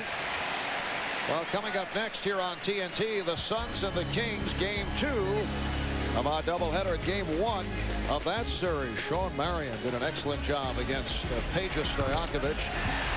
And the Kings trying to tie that series at one apiece. Got a small forward who rebounds the way Sean Marion does. You look at the box scores night in, night out. He's got 10, 11 rebounds for Phoenix. McGrady. And a foul called on Williams. Getting a piece of Troy Hudson, who had just come on. Meanwhile, Tracy McGrady in the midst of another streak. He has scored Orlando's last 8 points. At one stretch, he had scored 20 in a row for the Magic. Bucks with their second team foul. Magic already over the limit. And McGrady will throw in. Mark Pope defending on Tracy McGrady.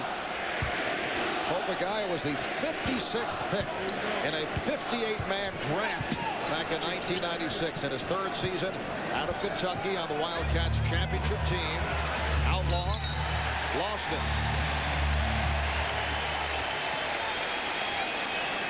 Outlaw trying to turn the corner and look opposite for a teammate spotting up, just losing control of the ball.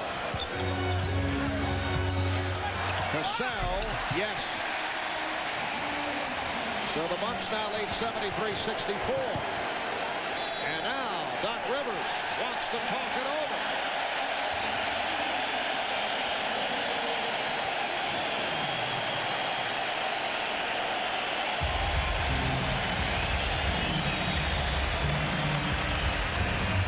The NBA championship banner of the Milwaukee Bucks coming up on the 30-year anniversary of Kareem and Oscar taking the title in 1970-71. Nice pass work. That's the big O, Oscar Robertson. And here is Kareem Abdul-Jabbar. As the Bucks defeated, as Bobby Dandridge, Bucks defeating the old Baltimore Bullets to take the title. Coached by Larry Costello, they went 66-16. A smooth run through the playoffs, taking 12 of 14. Kareem, the MVP, averaged better than 31 a game. And for Oscar, averaged better than 19 per game with his career winding down. Prior to George Karl's arrival here in Milwaukee, this franchise went 7 straight seasons without making the playoffs. McGrady has been bothered by Pope now. And last touched by the Magic. They can find the basketball. McGrady, rather than trying to go by Pope right now, is trying to get him off balance and then elevate for the jump shot, as opposed to trying to use that long, quick first step to go by Pope. So we have to credit Pope for doing a pretty good job on him here. Tracy ending up beneath Darvin Ham on the Buck bench and was helped up by the combination of Ham and Jason Caffey. So the Bucks up by 9 points as they try to make it 2-0 in this best-of-5 series. Robinson with a step back. Look out, away from the ball. Scott Williams and Pat Gowrie both went down. Here's Doliak. Yes. Michael Doliak with his first field goal. Crowd looking for a foul at the other end. 7-point. Buck lead just under 4 remaining in the third. And Allen is fouled.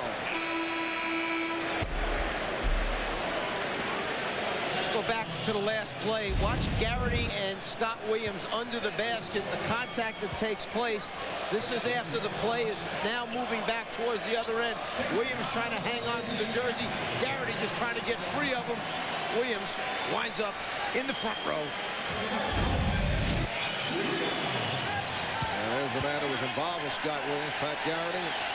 Ray Allen, 9 of 11 at the line. Scott Williams hears it from the crowd as he leaves. Mark Pope greeted by applause as he took a seat. Thomas and Caffey back on for the Bucks. Scott Williams with another strong performance.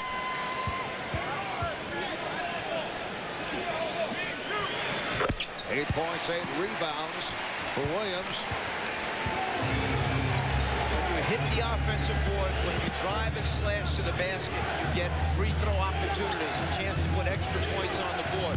Remember, Magic are primarily a jump shooting team. That's why they've basically been doubled at the free throw line by Milwaukee, who's making a better effort to get close to the basket through hard work. Would you say this is the worst possible first-round matchup for a team like Orlando going up against Milwaukee? It's because of the styles of play. They play similar styles as Magic stay after and finally get one of those effort baskets that you need. They're offensive teams first, and they're building their defense. The Bucks have turned into a pretty decent defensive team down the stretch of the season. Doc, in future years, will continue to build his team defense. But it's just that Milwaukee is better at this type of game than the Magic because they have better players, a deeper bench. Foul on Outlaw, his first. Saw some testy moments there between Big Dog, Glenn Robinson, and Bo Outlaw. Robinson is playing angry, been upset. Tomorrow night, another doubleheader here on TNT. It's the Raptors and the Knicks from Madison Square Garden in New York, and the Blazers and the Lakers from Los Angeles. Friday night on TNT, the Hornets looking to close out their series against the Heat. Coverage beginning 8 o'clock Eastern time. Miami just trying to get back into it after being blown out the first couple of games at home by the Hornets. Shot clock is down to 6. Armstrong. And Hudson able to get to that rebound. We saw Troy Hudson sneak in there along the baseline before and come up with a big offensive rebound.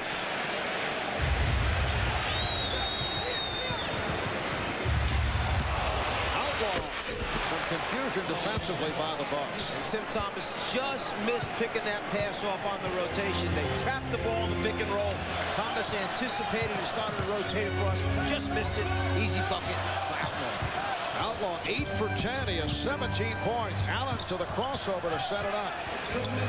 Robinson. Yes.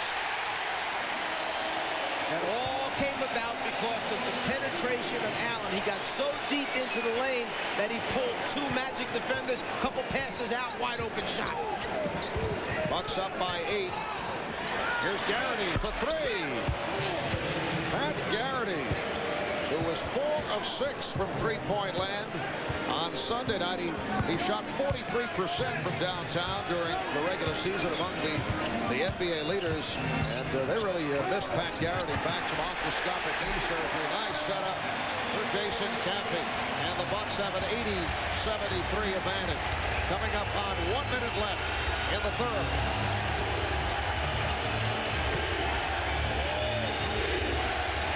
Caffey got a piece of it. Here's Armstrong. Darrell Armstrong with 6 points. 80-75 Milwaukee. Cassell racing down. Just under 1 minute remaining in the third. Sam Cassell with the fadeaway over Darrell Armstrong. Comfort zone. He loves that area down there. You've got to disrupt him or put a bigger guy on. Armstrong challenging Tim Thomas. So the Bucks lead 82-77. Orlando able to hang around despite the fact that Tracy McGrady was lifted by Doc Rivers, getting a rest after going most of the way. Down to 25 seconds remaining in the third. We've got about a 3-second differential between the shot clock and the game clock. Magic spreading it out. Outlaw sets the pick. 2 on the 24. Garrity. Final seconds of the quarter. Oh, look out. Robinson slipped to the split. Apparently all right.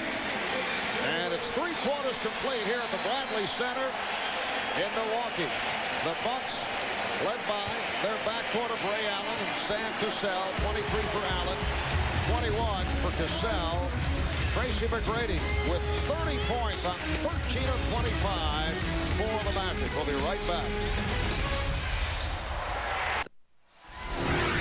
Back in Milwaukee, tonight's budget rent-a-car fast break. Look at the numbers, fast break points. Orlando with 18, Milwaukee with 9. Magic shooting 49%, and you can see that the Bucks have done it from the foul line and off the boards.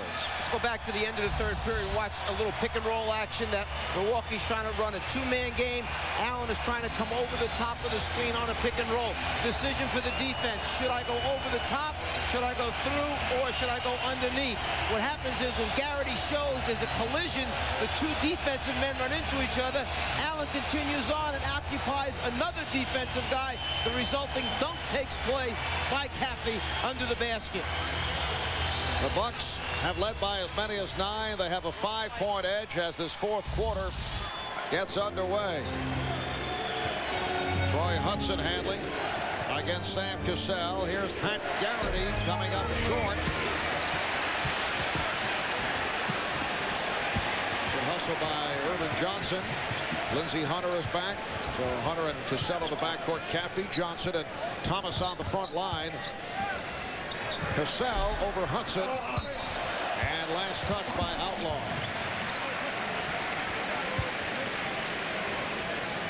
Cassell is now 6 for 16 from the field. You see Tracy McGrady getting a rest. One stretch, he had 20 straight points for Orlando. McGrady leading the way with 30, had 33 in game 1 on Sunday. That's his playoff career high.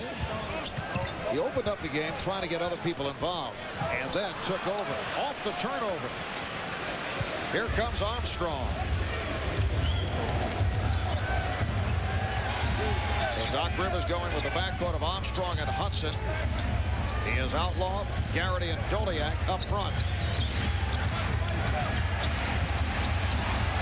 Doliak.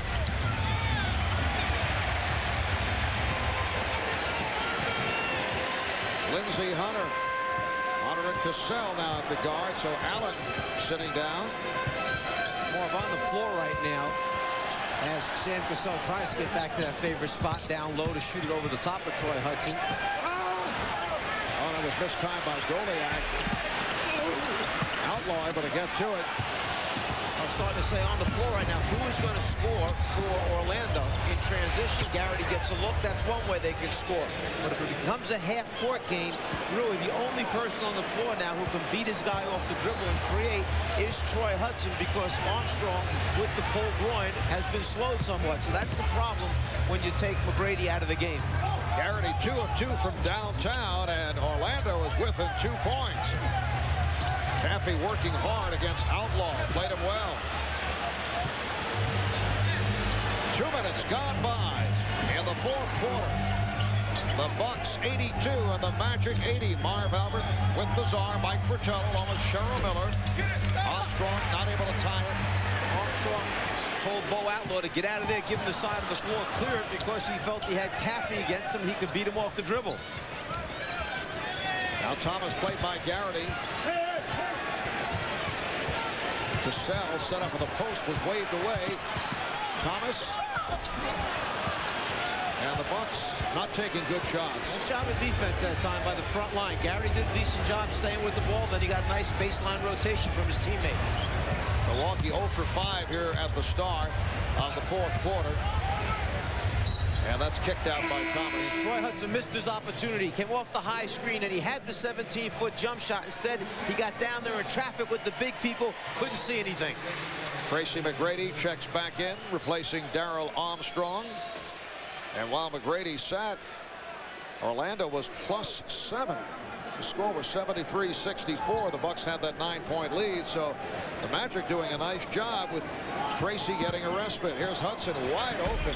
That's the same shot we just talked about. The high pick and roll when he comes off, and he's got that initial 17, 18-footer.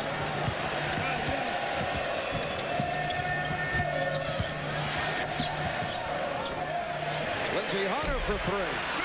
He has been off. See Garrity closing out on Thomas. They do not want Tim Thomas to shoot standstill jump shot. They're closing out on him, forcing him to put it down on the floor. Hunter 1 for 6 tonight after the 0 for 7 in game 1. McGrady accelerates. And back comes Allen. He has Caffey.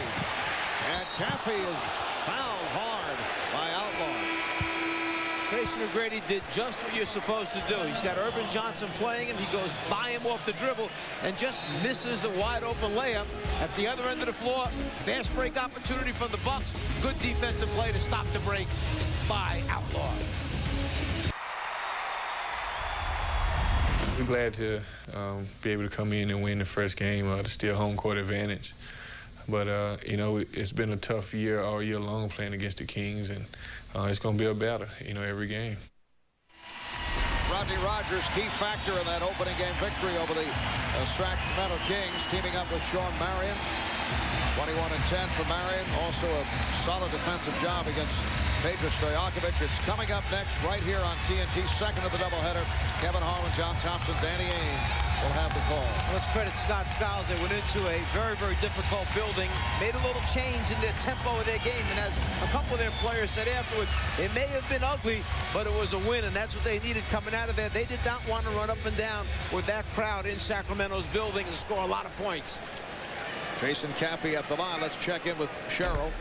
Well, Marvin, like out of that last time out, Doc said, look, guys, we're right where we want to be. At the offensive end, look for them to run the pick and roll as much as possible. He looked at Tracy McGrady and said, every time you grab the ball, we want you driving hard to the basket. And the number one thing defensively, guys, we've got to rebound. All right, thanks, Cheryl. 8.5 remaining in the fourth quarter. The Bucks now lead by 3 points. So McGrady is back. He's up front with Goliak, Garrity, Outlaw. Hudson is the point guard. McGrady met by Irvin Johnson shooting over him. And Tracy has cooled off considerably.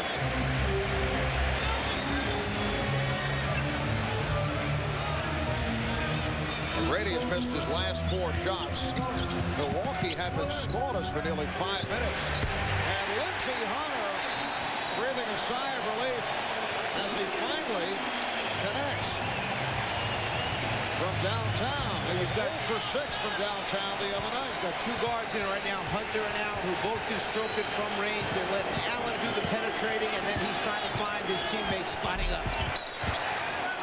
And Hudson had the ball knocked away. Last touch by the Bucks. Bucks lead by 6.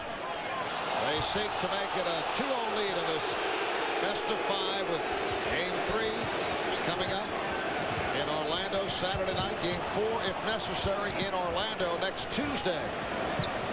Here's Garrity for 3. Yes, that's his 3rd from downtown.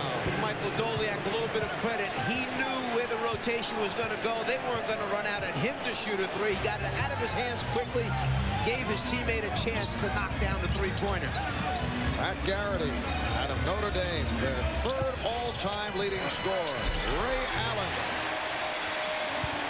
25 for Allen. Allen, like McGrady, when they put the ball on the floor, they're very smooth and deceiving off the dribble because he keeps turning the corner on a very quick Troy Hudson. Man of defense from this crowd that has been pumped right from the opening tip. McGrady met by Caffey. And it's a 24-second violation. And they just lost track of where the 24-second clock was. Yes, Doc Rivers wants him to run it down. That's part of the danger when you try and use time on the clock. Sometimes the defense digs in at that point. You just can't get a good look at the basket. You mentioned earlier that one of the things that Doc wanted to do, which is so unusual for this Orlando team that against most opposition looks to run up and down the court, get the shots off. He wants it to be selective. He doesn't want to pass up fast break opportunities, but if they're not there, then he would like to make Milwaukee play defense a little bit longer. Robinson. Well, Victor Robinson has come on in the second half. He now has 12 points, and it leads to a Magic timeout. 6:20 remaining in the fourth, and the Bucks now lead by 7.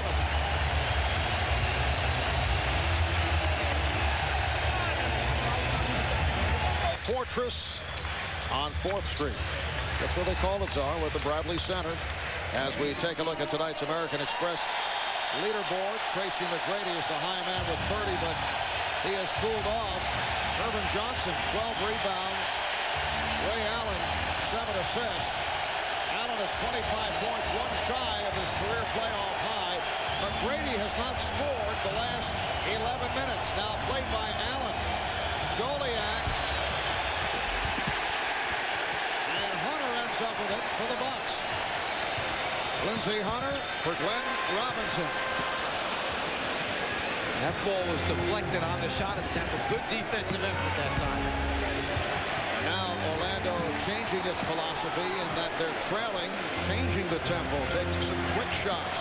They still have plenty of time. The key is they get good high percentage shots and the ball in the hands of the right people taking those shots. Here's Caffey digging. Will it count? Yes, it does. And the foul.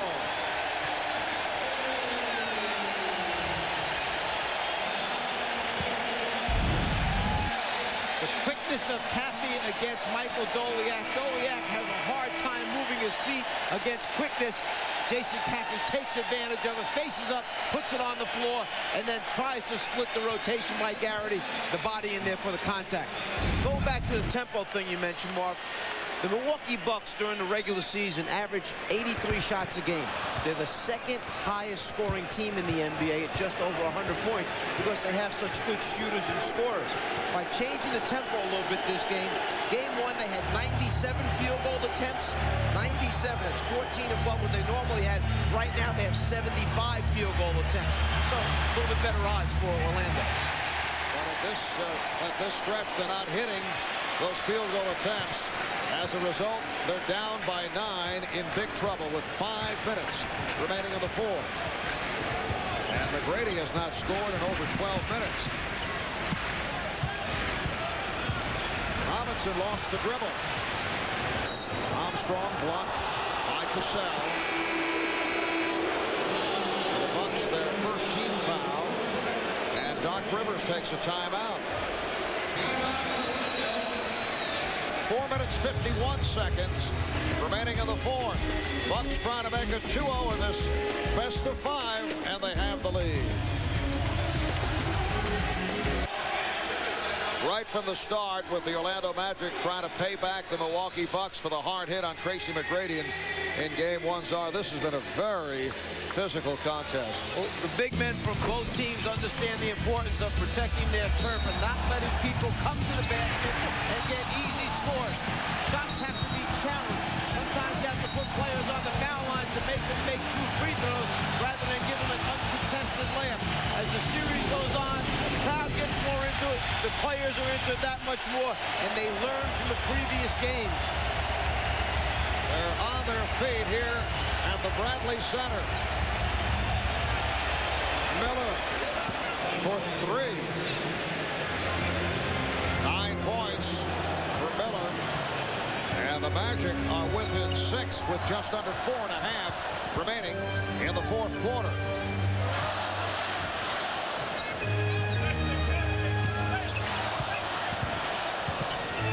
Here's Cassell.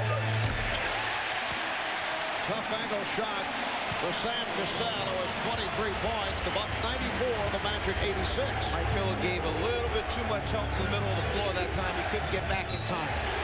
Brady had it slapped away by Robinson, and the Bucks have done a solid defensive job on Tracy McGrady. in the second half. Now, as the clock winds down and you're 8 points down, it's not panic time yet. You understand that if you make one 3-point basket, all of a sudden it's a 5-point game. It looks much different. Well, here's Miller, who is a straight shooter, but not able to put two together.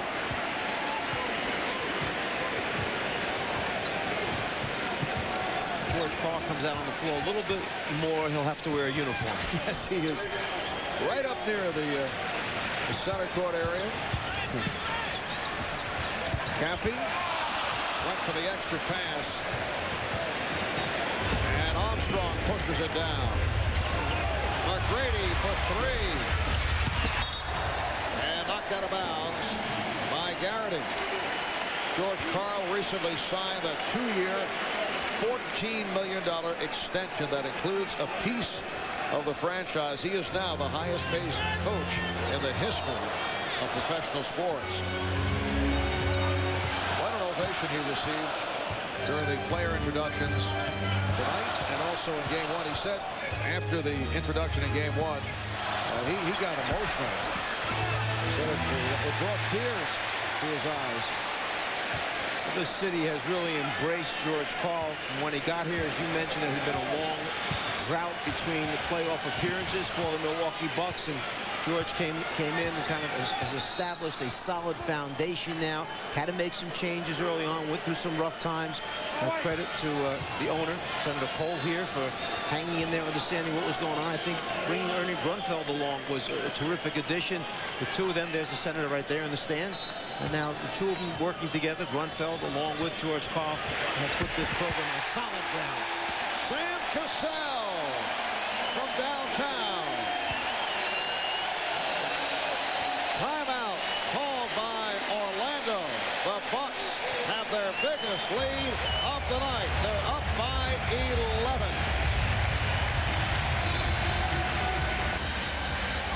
A look at timeouts remaining and the foul rundown. As we remind you, coming up next here on TNT, the Suns and the Kings, game 2 of our doubleheader. The Milwaukee Bucks on the verge of going up 2-zip on the Orlando Magic. Game 3 will be played in Orlando Saturday night. It's the third straight season that George Karl's Bucks have made the playoffs. They were swept by Indiana in the first round and lost last season to the eventual Eastern Conference champion Pacers in a 5th and deciding game. So they're looking now to get by the first round, coming off the solid regular season, number 2 seed in the East behind the Philadelphia 76ers, going 52 and 30. This after the slow start, as you mentioned, there were some rough spots at the beginning of the season. They won only 3 of their first 12. George was not happy with some of the work habits of his star players. Yeah, the 3 main guys, he felt some weren't in the best of shape. Others had too many outside commitments as Mike Miller drives to the layup, doing personal appearances, other things that were distracting them from paying attention to basketball. Therefore, they were not a good basketball team at the time. And to his credit, he didn't hold back. He told them how it was. They responded. Bucks lead 97-88 with 2:20 remaining in the fourth. Armstrong allowed to penetrate. It will seem like a slow motion Darryl Armstrong going to the basket. He is bothered by that stomach and groin problem that he has. So it's back to a 7-point differential with 2 minutes remaining. Well, Tracy McGrady very quiet after the early explosives. He's missed his last 5 shots. Oh, Jason Caffey on the follow in emphatic fashion. Cassell keeps his dribble alive so long. He's got 2 and 3 of the Magic players chasing. Somebody's got to be open on the floor for Milwaukee. Caffey with a solid game. He has 13 points. McGrady forced to give it up. Caffey digging in on McGrady. Here's McGrady. Oh, it counts in the foul. What a recovery by Tracy McGrady. His first points in nearly 16 minutes. Yeah, Jason Caffey did a pretty good job of moving his feet against him, but McGrady does a better job of finding a way of getting a shot off and potential 3-pointer. Keep the dribble alive. Get everybody chasing you around. And then all of a sudden the teammate will sneak free for the feed and the dunk. Tracy McGrady averaged just under 27 a game during the regular season. 7th in scoring, made the All-Star team for the first time. 2 for 2 at the line. 33 points to match his career playoff high that was set in game 1 here on Sunday. And it's a 6-point lead for the Bucks. You almost felt it was getting away, didn't you? You look up and it's right back to a 6-point game with plenty of time remaining and a lot of timeouts and fouls to use. So the Magic are in good shape right now. They could be in better shape. Relatively speaking. Relatively speaking. I got carried away. Cassell and Hudson on the rebound. A minute 5 remaining on the floor. McGrady met by Robinson. Has to give it up. And Garrity is fouled. So the Bucks are over the limit. Pat Garrity, an 87% free throw shooter, although does not go to the line frequently. For the most part, he is a jump shooter. 85 for 98 during the regular season.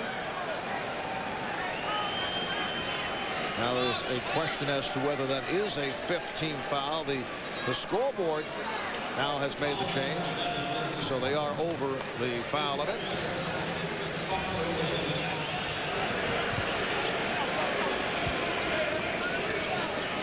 .59 seconds to go in the fourth. If Garrity hits both, Orlando is within 4 points.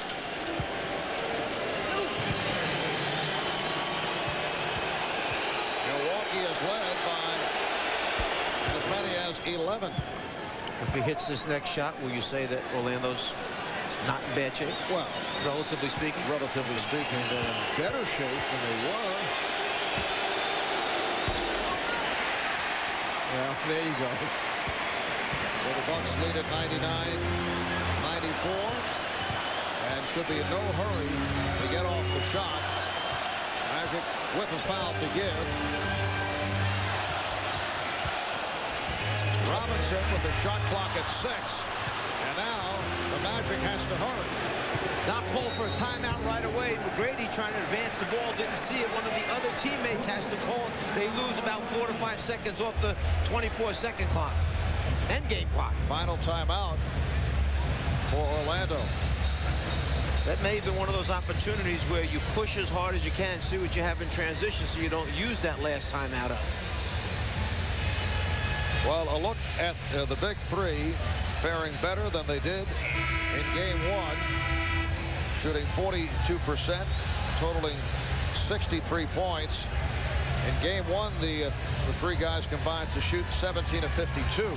So they have picked it up, although Robinson with just 12, but 10 of the 12 in the second half. 25 for Allen, 26 for Cassell. If they should score and go into their full court press, the guy that they want to try and foul, the worst free throw shooter on the floor right now for Milwaukee, happens to be Caffey, who's a 67% free throw shooter.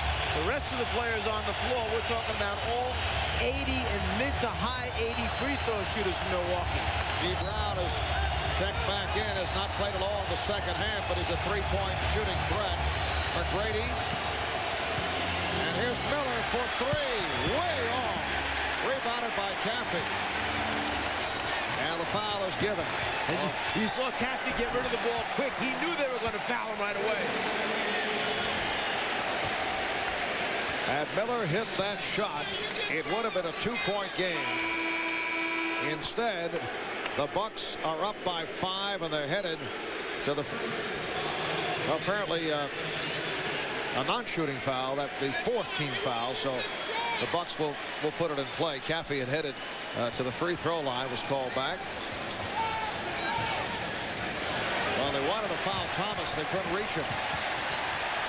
Beautifully done. Ray Allen with the finisher. Orlando not able to catch any of the Milwaukee players. Here's Grady, rejected by Robinson. McGrady again. So Tracy on the follow with 10 seconds to go. 5-point lead for the Bucks. The foul is given by McGrady. And now Orlando over the limit, so Glenn Robinson will shoot 2. And Ray Allen with a new career playoff high, 27 points. And besides the points that he scored, Ray Allen also was very instrumental. He has 7 assists in getting open shots, creating shots for his teammates because they put the ball in his hands quite a bit. He beat his defender off the dribble and created. And that last sequence, you saw a veteran, smart basketball team execute well against the press. They moved the ball before Orlando could catch up and foul him. Eventually got a wide open layup by attacking the full court press, scoring at the offensive end of the floor. Suns and Kings coming up next, second of our doubleheader. An impressive performance here by the Milwaukee Bucks as they will take a 2-0 lead in the best of 5. They're up by 7. McGrady lost it, thought he was fouled. And that will do it as the crowd reacts. The Bucks 103 and the Magic 96. Ray Allen with a career playoff high 27. Sam Cassell had 26 points. Allen also with 10 rebounds and 7 assists. Irvin Johnson tied a playoff high with 13 rebounds, and Tracy McGrady finishes with 35 points. Just spectacular in the first half and one stretch with 20 consecutive for Orlando. But the star of the game for the Bucks is Ray Allen, and he's with Cheryl Miller. Cheryl? Ray, in the first quarter, it seemed like after they fouled you hard, you picked up the technical off of the flagrant foul. It seemed like you became more focused and you took it to a different level. Oh, yeah, that was my purpose right now. When I came out here tonight, I wanted to come and focus and play this game right. It seemed like every time that they got into striking distance, you guys had an answer for them. The big 3 came to the game tonight. Oh, yeah, we've done this all year. We know that when we play basketball together, we play well. And, you know, it was typical tonight. Big guys stepped up, rebound for us, and we made shots. All right, Sam Cassell said that game 2 was definitely going to be a war. It lived up to that. What type of effort is it going to take for you guys to go down to Orlando and close these guys out? I know the people in Florida have been watching this game, so when we come to Orlando, it's going to be a hostile crowd. We're ready for them. All right, enjoy the win. Thanks a lot, Ray. Let's go back to you, Marv. All right, thank you, Cheryl. So game 3 is coming up in Orlando on Saturday night. What can the Magic do differently against these Bucks? But Milwaukee's happy they did what they wanted to do, win the 2 at home. As far as Doc Rivers, I think he's a happier coach tonight than he was after game 1. I think he sees his team growing up in the playoffs. There is hope when they go back home in their building with their crowds to get the 3rd game. All right, the Bucks over the Magic, 103-96. They lead the best of 5, 2-0. Stay tuned for more post-game reaction from Milwaukee. For Cheryl Miller and the Czar, Mike Fratello, Marv Albert saying goodnight from the Bradley Center in Milwaukee. And coming up next, it's the Suns and the Kings in game 2 of our doubleheader.